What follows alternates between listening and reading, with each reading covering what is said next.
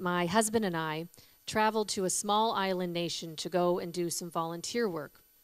When we were there, my husband, who is a family doctor, we were asked if we would go to another neighboring village, which was a 3-hour boat ride away. And this village had never seen a family doctor before. And so, of course, we said yes. And we got into this rickety little boat, and we started this journey out toward this village. And as we started to approach the shoreline, one of the most magical things started to happen. We could start to see that it was lined with little bodies. And the closer that we came, the more we could see that it was lined with children. And even closer, as we arrived at the shoreline, we could see they were children. And many of them were wearing tattered t-shirts, many of them holding on to adult-sized underwear, every one of them with a distended belly and red tinges on the corners of their hair, a sign of what is called kwashiorkor in medical terms, or malnutrition to you and I. But those kids were playing just like kids do. They had no idea that anything was wrong.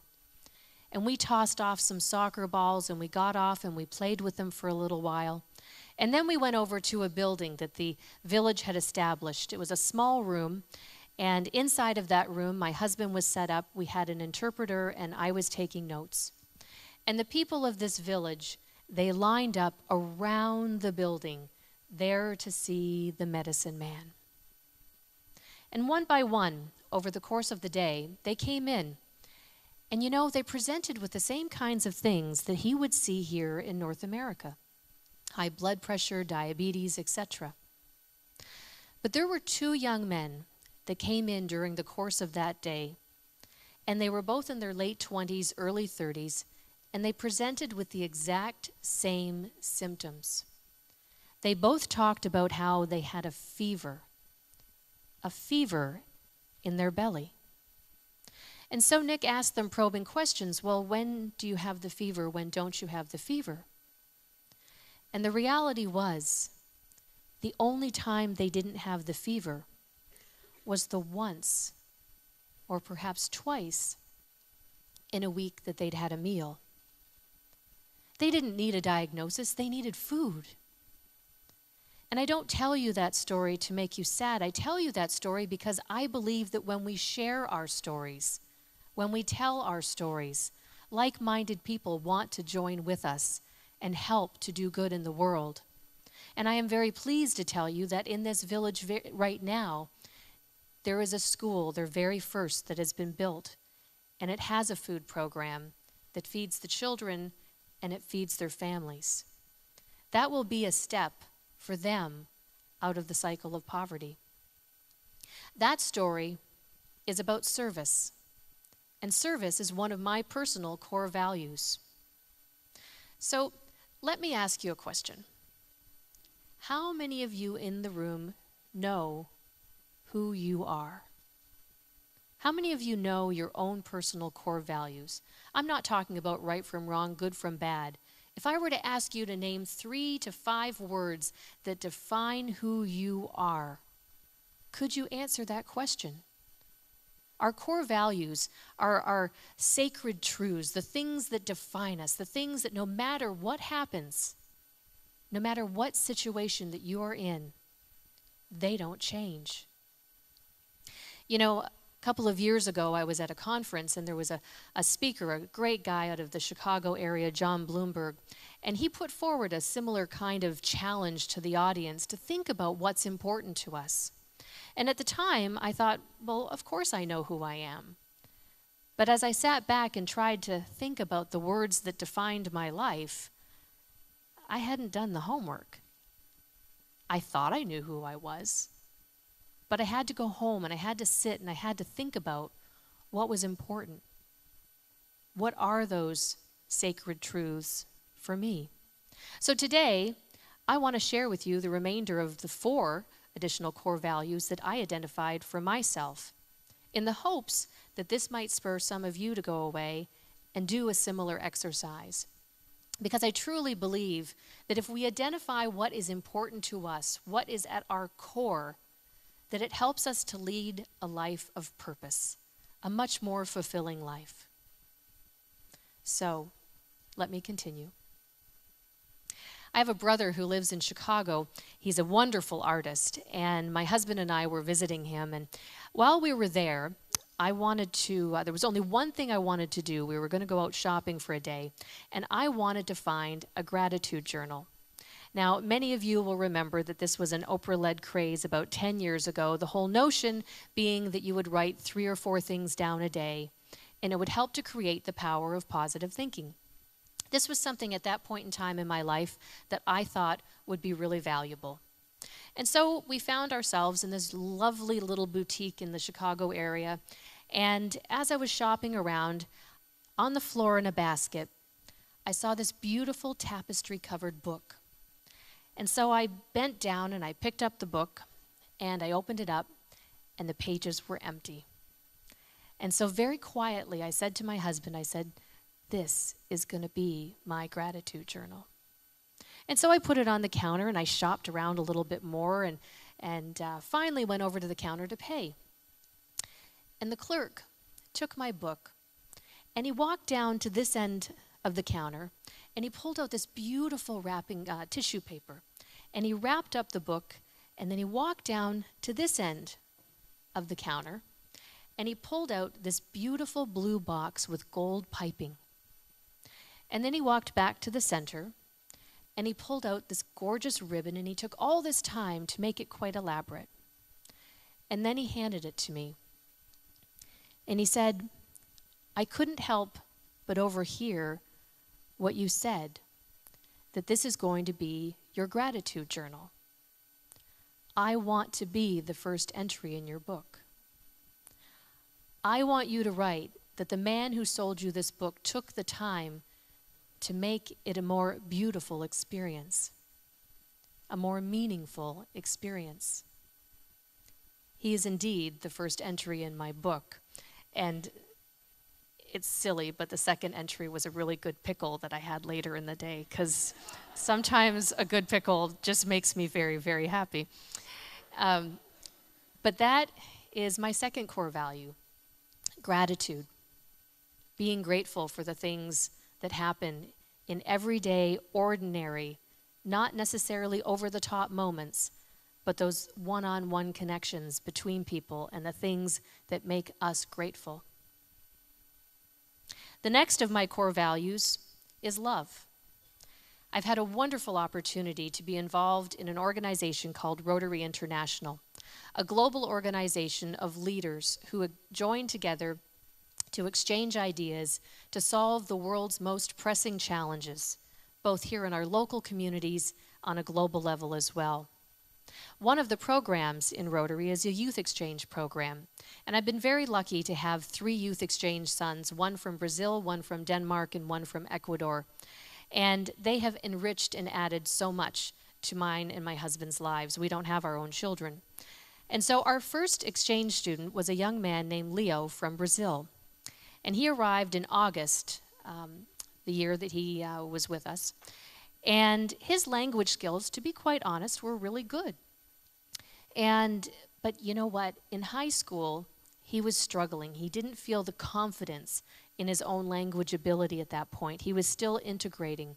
And you know, he came from a place where he was the cool kid. He was the one at home that had the girlfriends, that organized the parties. He was the it guy. And so he was in very different territory when he arrived in Canada. And so a few months went by, and we spent lots of time with him and gave him lots of love. And we were coming home from midnight mass, and it was one of those absolutely spectacular nights when it was just one of those beautiful nights where the snow is drifting down just gently, and it feels like you're inside of one of those shaky snow toys. That's the kind of night it felt like. It was magic. And from the back seat, Leo said, "Nick, Jen, I want to tell you something." So I said, "Well, what's that, Leo?" And he said, "I love you." And then Nick said, What do you want, Leo? And he said, no, no, you don't understand. You don't understand. I have never spoken these words before to anyone, not even my own parents. This is what you have taught me. What a gift. What an incredible gift. And that is why love is one of my core values. The fourth is integrity. I believe that we need to do the things that we do because they're the right things to do. The things that we do, that it doesn't matter whether anyone else is looking at us, that our internal compass always drives us towards the things that we know are inherently right as opposed to wrong. I'd like to tell you a story about a fella named Larry. He belonged to a company, and the CEO of this company was going to retire in 1 year's time. And he didn't have any children, and so he called into his office all of his top executive team. And he said, in 1 year's time, I am going to retire, and one of you in this room is going to become the new CEO of our company. And he said, and I'm going to give each one of you a seed. And I want you to go home, and I want you to plant the seed. And the person who comes back with the largest plant is going to be the new CEO of our company. And so everyone went away, and Larry went away with his seed, and he went home, and he planted it, and he watered it, and he nurtured it. He did everything. He even talked to it, and nothing happened. And so week after week, he would nurture, he would water, he would do everything to try and make this plant grow. His wife was even helping him. Now fast forward 1 year, and they go into the boardroom, and Larry's got nothing. And all of his colleagues have these great big plants. And they're all making fun of Larry. They're all teasing him. Why don't you have a plant, Larry? And the CEO says, Larry, I'd like you to come up to the front of the room. So Larry came up to the front of the room, and he put his arm around him. And he said, ladies and gentlemen, I want to introduce you to the new CEO of our company. I gave you all dead seeds. Larry was the only one who had the integrity to not cheat. He was the guy. And I think all of us should be a Larry. And that's why integrity is the fourth of my own personal core values. The fifth is leadership. Leadership is a wonderful journey. As I told you, I'm very involved in Rotary, and that is an area where we bring leaders into an organization and we make them better leaders. And I was at a training session in San Diego a couple of years ago, and it was a 2-week-long conference. And midway through this conference, I received a call from my brother that it was 7 o'clock in the morning in San Diego. I live in Windsor. And he was letting me know that my father had just collapsed in church. Now, we were pretty quickly able to surmise that he had suffered a stroke. And so I knew that I needed to be on the next plane out of San Diego, and I needed to be with my father without question. And so I flew home and very quickly got into the emergency room. And at that point, my mom and my husband and my brothers left and went down to the cafeteria to go and take a little bit of a break. And I crawled into bed with my dad. He had complete right side paralysis. And I laid there just rubbing his arm, comforting him, comforting myself. Now, before I tell you the rest about my father, let me tell you a little bit about my mom that year. My mom has always done the bookkeeping for my dad's tool and die shop. She has been a leader in her church. She's been a volunteer in many different capacities, but she never really had the opportunity to really stretch her leadership skills. She'd not been ever given that gift, that opportunity. And that year, she became a Rotary Club president. Over the course of that year, my mother changed. And being able to watch that was one of the best gifts of my life. She really rocked it. It was awesome. So back into the hospital, my father, through very garbled speech, says, I always thought that I would take care of your mother. But because of Rotary and her leadership skills, I now know she can take care of me. The fact that he had seen the woman that he loves more than anything in the entire world grow that much over the course of 1 year at a later stage in her life. Wow. What a gift. What a gift. And that is why I think leadership is one of my own personal core values. So I'd like to go back to the beginning, to the question that I asked you. Do you know who you are? I'm sure there's many of you in the room who have probably done the exercise, and I'm sure that there's many of you in the room who haven't done the exercise. So I challenge you to go back into your own homes, to sit and do the homework, to think about what is important, what is at your very core. What are your core values? Because, ladies and gentlemen, in the end, there is no one who knows you better than you. Thank you.